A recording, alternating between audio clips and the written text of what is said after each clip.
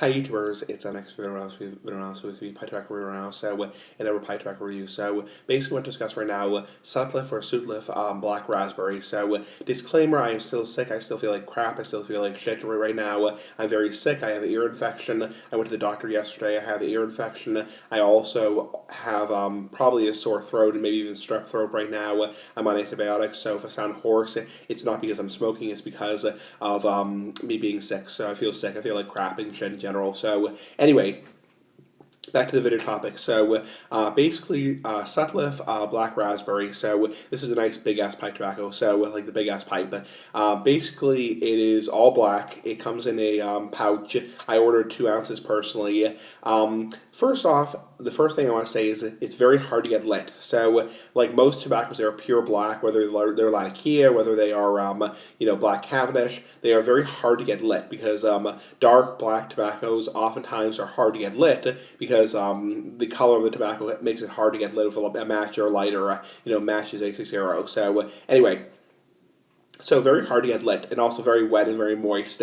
I mean, I've had it in a Ziploc bag. I know people say you should store your tobaccos in mason jars, but I don't personally. I let it air out personally.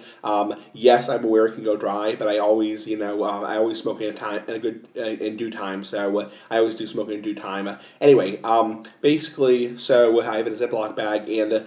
I mean, it is very wet and very goopy. So, I mean, even in an open Ziploc bag for 48 to 72 hours, it's still very wet and very goopy and very hard to get lit. So, one thing about this tobacco is if you're going to smoke it, if you're going to buy it, make sure you let it dry out for a good day or so. Let it air out in a room. I'm not saying, expose it to high humidity. I'm not saying let it mold. But I'm saying, let it air out for a good, solid 24 to 48 hours. It needs some time because it's very wet and very sugary. So it's all that crappy, sugar, all that shitty sugar, the tobacco. So that's the whole purpose. Oh, and by the way, I'm also drinking a glass of wine, nice big ass wine. And for the last time, I am 28 years old. So, yeah, so. First off, very hard to get lit, so requires multiple puffs to get lit with a lighter match as a match at 60. And then, once you do get lit, it's extremely mild. Sorry, my nose is running. Extremely mild. Almost no flavor there, extremely mild. Very bland, not interesting by any stretching imagination. Very plain and boring, kind of boring ass like the big ass cigar or big ass pipe. Sorry, my throat is sore. Just very boring, and also I do want to mention I am sick. I have been sick for the last couple days, so I may not personally have a great palate because when you're sick, it affects the way you taste things because your nose is stuffed up. You feel like crap, you feel like shit. You feel like complete bullshit. Fucking bullshit.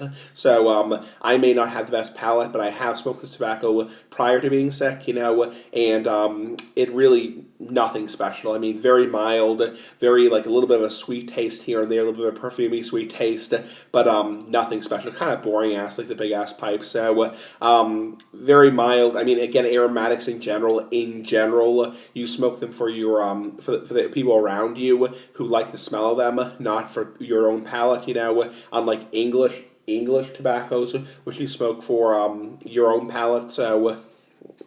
I mean, honestly, very mild, very hard to get lit, very, very kind of messy and goopy, sticky. It actually reminds me a little bit of dipping tobacco, like dip or moist snuff, like chewing tobacco. Not that I've ever tried that. I don't dip personally. I don't dip personally, but from what I've heard and what I've seen videos on dipping tobacco, it's very wet and goopy. So.